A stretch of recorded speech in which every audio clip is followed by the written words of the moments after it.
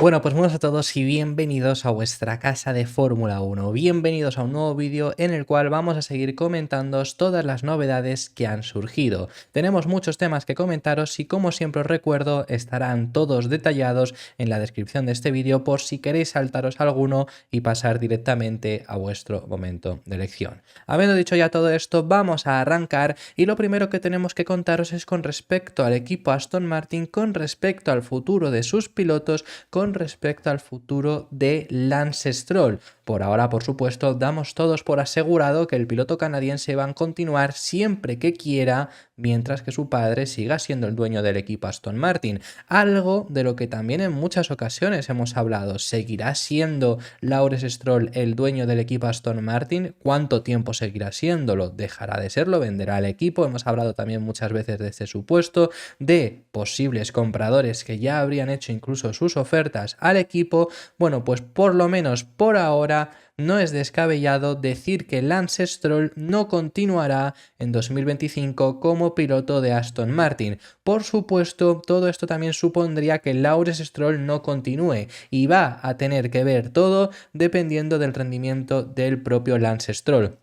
Podría ser que Lawrence Stroll no continúe, pero sí siga Lance si rinde bien en este 2024. Pero todo hace indicar que Lawrence Stroll va a perder poder ejecutivo en 2025 con el equipo Aston Martin entre la llegada de Honda, que ya sabemos que vienen pisando fuerte y ya han propuesto a un posible piloto. Ya sabemos también entre la entrada a Aramco, que han metido más dinero, y varios compradores interesados en Aston Martin. Todo hace indicar que Lawrence Stroll va a perder poder y esto podría repercutir en que Lance Stroll no continúe en el equipo más allá de 2024. Veremos si esto acaba ocurriendo. Si acaba siendo así, es un supuesto que se lleva muchas ocasiones hablando, y ya sabemos además que el rendimiento de Lance no ha sido el mejor esta temporada 2023. Incluso muchos accionistas, entre los cuales se incluye por ejemplo Aramco, que ya sabemos que está metiendo mucho dinero, este año es patrocinador exclusivo del equipo Aston Martin, patrocinador principal. ¿Por qué digo lo de exclusivo? Bueno, pues porque el año anterior estaban Aramco y Cognizant. Este año desaparece Cognizant porque le dan más importancia a Aramco, o mejor dicho, mete más dinero a Aramco. Y sabemos también que va a ser la petrolera saudí, va a ser quien suministre combustible al resto de equipos. Entonces, que estén además, aparte de suministrar combustible al resto de equipos, esto todo a partir de 2026, si es patrocinador principal de Aston Martin, quieren conseguir todo lo bueno posible para Aston Martin, y ya habían pedido, en ellos y otros accionistas muy importantes del equipo, habían pedido pues explicaciones del rendimiento de Lance Stroll, algo que por supuesto no se lo han podido dar, y por eso mismo depende de él este año, dependiendo de su rendimiento, seguir o no la próxima temporada, independientemente de que siga o no su padre Lawrence Stroll. Pero bueno, esto es lo que podría ocurrir en Aston Martin la próxima temporada. Esto además lo ha informado Pedro Fermín Flores. No es imposible que Lance Stroll salga de Aston Martin. Hay un lema, hay un eslogan que dice nada es imposible, ¿verdad? Pues nada es imposible. Y en el caso de Aston Martin, el hecho de que se vaya Lance conlleva que no va a estar su padre. Y esa es una de las piezas fundamentales. Su padre. Si realmente todo va encaminado como está previsto para el año 25, Lawrence no va a tener nada que decidir ni en Aston Martin Lagonda, que es la casa madre, ni en Aston Martin F1. Ya estáis viendo la maniobra de Aramco. Estáis viendo la maniobra de Honda. Cómo Honda empieza a presionar ya directamente a la FIA. Cuando Honda firmó el acuerdo con Aston Martin, dijeron, entre otros aspectos, que ellos no regresaban oficialmente a la Fórmula 1 para ser unos meros comparsas, para dar motores a un equipo y olvidarse del resto. Ellos quieren ser parte y beneficio de la Fórmula 1. Y así se lo han hecho saber a la Federación Internacional y también se lo han hecho saber a Liberty. Con lo cual, dentro del entorno de Aston Martin hay cosas muy, muy importantes. Sí, Zappa, sí. Gilly va a dar un golpe de acciones.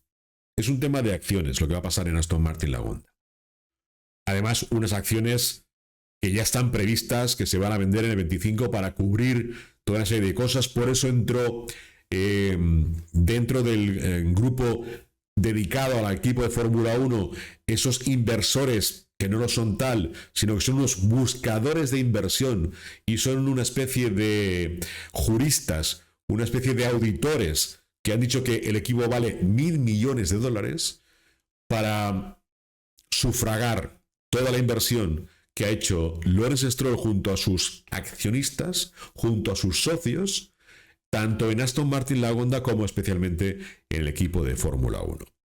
Repito, por mucho que los incrédulos digan lo contrario, Lance, como todos, tienen fecha de caducidad en la Fórmula 1 y él, su fecha de caducidad es mucho más temprana, mucho más rápida que otros.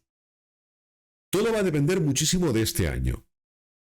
24 es clave para muchas cosas y para el futuro de muchos pilotos en el 25 y a posteriori. De hecho, en Aston Martin, por mucho que la gente piense que si Lance Stroll está ahí porque Lawrence es su padre y es el dueño de la escudería, entre comillas, lo de dueño, es imposible que nadie más llegue a sentarse en ese asiento. Bueno, pues en esta vida nunca digas nunca jamás y ese cura no es mi padre. Lo podríamos haber cambiado por de ese agua no beberé, pero queda mucho más guay decir eso, ¿verdad? Bueno, bromas aparte. Nunca digas no en esta vida porque no sabes qué puede suceder. De hecho, lo que puede suceder es lo que debería pasar a lo largo de este año 24. Y por mucho que los incrédulos y por mucho que los que se creen que saben muchísimo de todo esto, digan lo contrario, es posible que se lleven una sorpresa.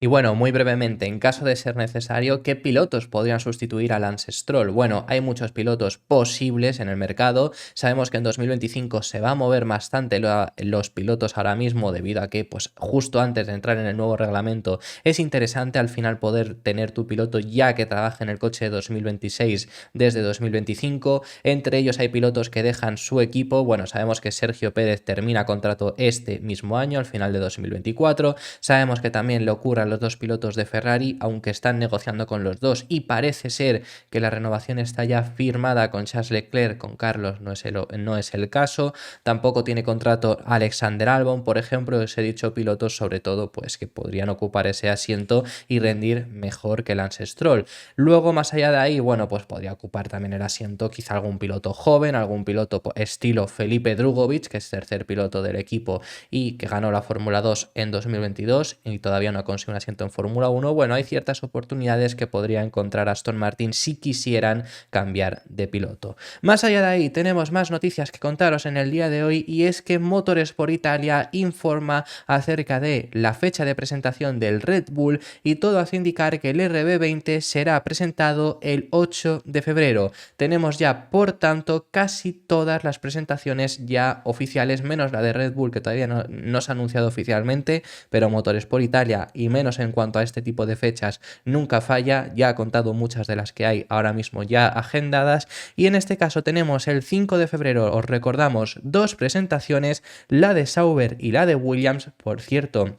En el caso de la de Williams va a ser una presentación en Nueva York, según comentaron. El 7 de febrero tendremos la presentación de Alpine, 8 Red Bull, luego nos vamos hasta el 12 de febrero con la presentación de Aston Martin, el 13 la de Ferrari y el 14 por ahora los últimos son Mercedes y McLaren. Quedan en este sentido Alfa Tauri, que no sabemos todavía cuándo lo va a presentar, y el equipo Haas, que Haas siempre quiere ser el primer equipo en presentarlo, por lo que será el último en anunciar su fecha de presentación. Esta es la tónica habitual que ha estado llevando el equipo Haas en los últimos años.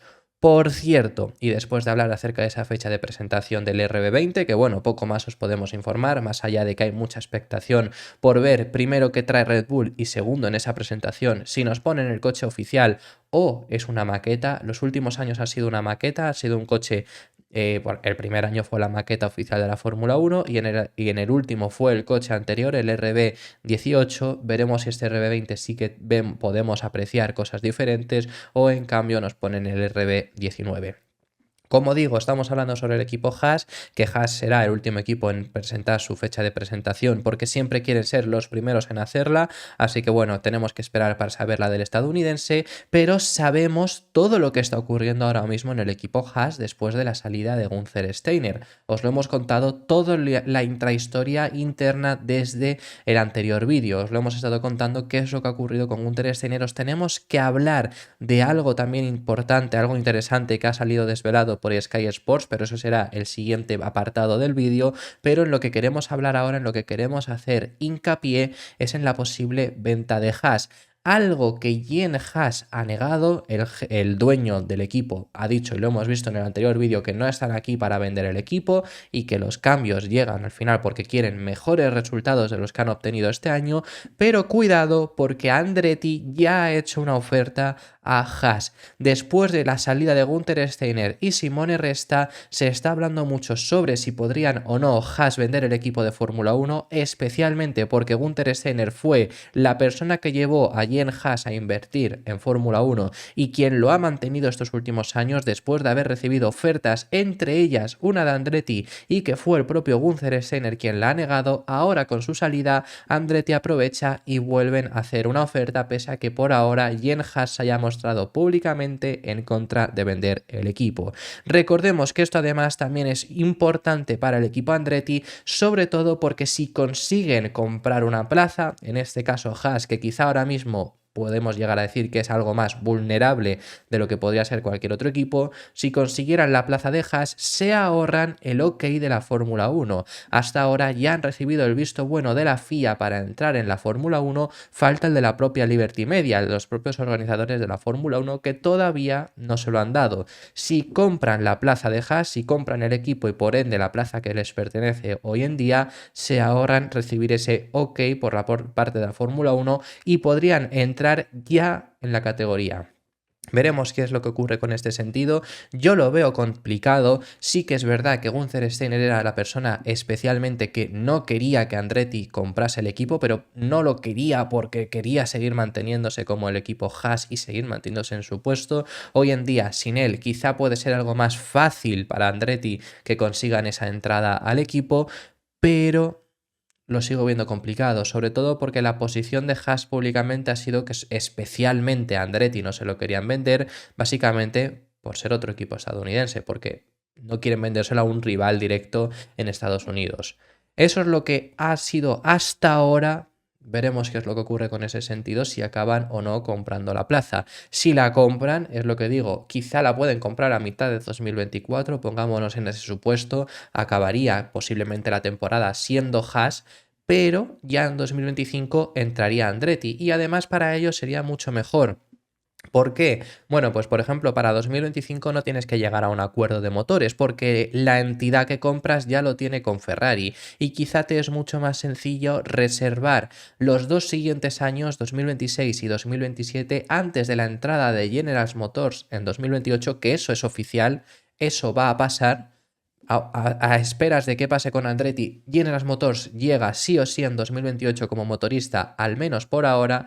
Entonces esos 2 años de impasse que tienes que pasar hasta que lleguen, lo puedes conseguir adelantar teniendo ya el motor Ferrari gracias a que la estructura que compraste ya tenía ese acuerdo. Además, tienes un coche sobre el que trabajar porque no solo compras el equipo, compras también el coche actual, por ejemplo, del equipo Haas y especialmente para 2025 tienes un coche sobre el que trabajar, que esto es algo que en muchas ocasiones os hemos dicho, que para mí entrar en 2025, que es algo que se marcaba como objetivo Andretti, me parece un disparate, porque luego para el coche de 2026 es radicalmente diferente. Al ser radicalmente diferente no le veo ningún sentido hacer desarrollos para 2025, sí que los tendría si ya compras un equipo actual de la parrilla, por supuesto, y además el personal que hay en el equipo Haas lo mantienes, lo tendrías tú. Ya Andretti ha estado comprando, ha estado fichando, ha estado hablando acerca de posibles también incluso de ingenieros que tienen en otras categorías, moverlos a Fórmula 1, pero simplemente sería añadirlas, es decir, todo eso sería positivo.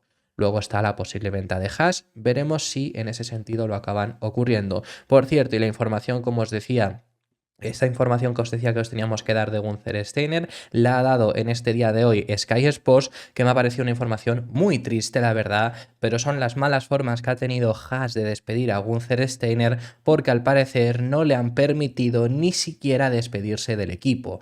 Que al parecer la relación entre Steiner y Haas en los últimos años, en los últimos meses, no ha sido buena, y ha sido también lo que ha provocado también que se acabasen destituyéndole, que acabasen no renovándole su contrato, porque al parecer Steiner estaba pidiendo que hubiera más inversión, y bueno, pues parece que la relación estaba empeorando, y esto ha provocado que ahora no le hayan permitido a Steiner ni siquiera despedirse del equipo. Por cierto, y también comentaros que me ha parecido muy interesante la estadística que ha salido en estos días después de la destitución de Steiner y la llegada de Komatsu, que ya sabemos que es el nuevo jefe del equipo Haas, a ese puesto, a ese rol. Os tenemos que contar que solo hay 2 equipos que mantienen su jefe de equipo hace más de 2 años, es decir, el resto, los 8 equipos restantes en este lapso desde 2022 hasta el día de hoy han cambiado todos a su jefe de equipo en alguna ocasión, que es una estadística bastante curiosa, porque además los 2 jefes de equipo que más tiempo se mantienen siguen siendo Horner en Red Bull, que lleva desde 2005,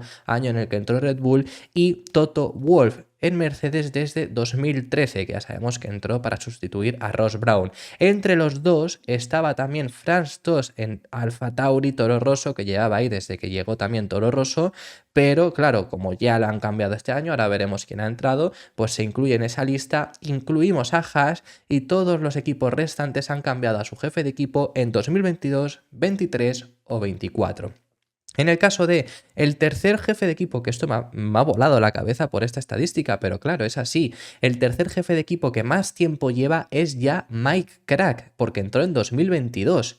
En los restantes hay 5 jefes de equipo que entraron en 2023. Y claro, es que recordemos que el año pasado hubo una serie de dominós de intercambios de jefes de equipo, y claro, hay 5 nuevos. Entre ellos está Vasseur en Ferrari, Andrea Stella en McLaren, Alessandro Aluni Bravi en Sauber, y James Vowles en Williams, y Bruno Famin en Alpine. Bruno Famin en Alpine porque sería Schnauer, que o sea, Alpine también estaría desde 2022, que es el año que entra Schnauer, pero como encima lo han destituido, es más atrás con Bruno Famin, que es el último que entró en 2023. Luego ya nos vamos a este año, que entran Loren Mekies en Alfa Tauri y ya ahora a Yao Komatsu en el equipo Haas. Así que bueno, esto era lo que os teníamos que contar hasta este momento.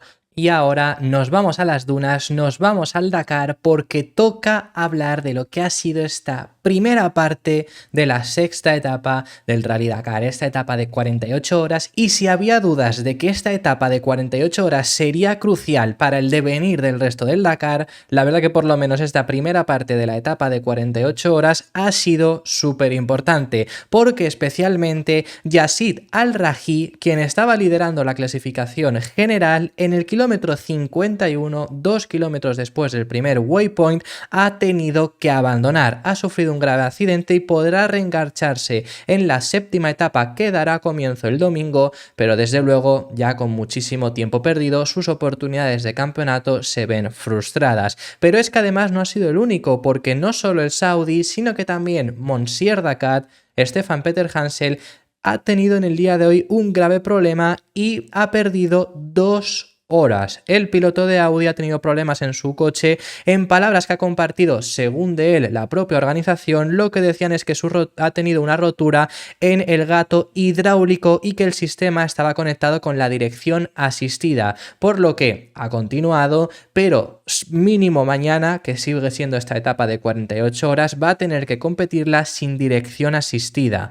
Veremos qué tal le sale al francés. Más allá de los problemas, ha sido incluso crucial porque el matador Carlos Sainz, podríamos titular esta crónica de lo que ha sido el Dakar como que ha surfeado las dunas.